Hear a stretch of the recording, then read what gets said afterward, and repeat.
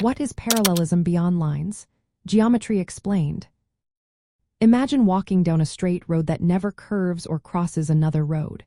No matter how far you go, the roads stay the same distance apart. That's the idea behind parallelism. In geometry, it means two lines that are always the same distance apart and never meet, no matter how long they extend. But parallelism isn't just about lines. It also applies to other shapes and surfaces. For example, line segments or vectors are considered parallel if they point in the same or exactly opposite directions. They don't have to be the same length, but they must face the same way.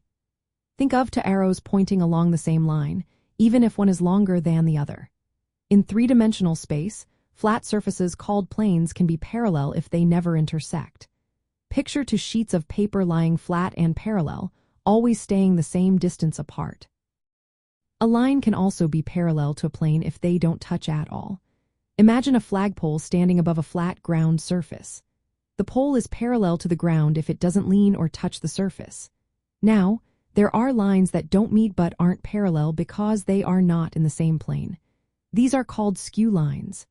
They can be close but never intersect, yet they are not parallel because they don't lie in the same flat surface. Parallelism can also be seen in curves and surfaces.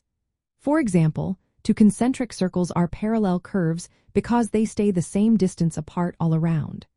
When a line crosses parallel lines, it creates special angles called corresponding angles and alternate interior angles.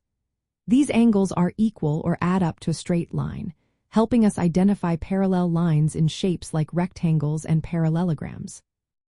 In polygons, having pairs of parallel sides influences the shape's properties. For example, rectangles and parallelograms have opposite sides that are parallel, which helps in calculating area and understanding their structure. Parallelism isn't just a flat idea.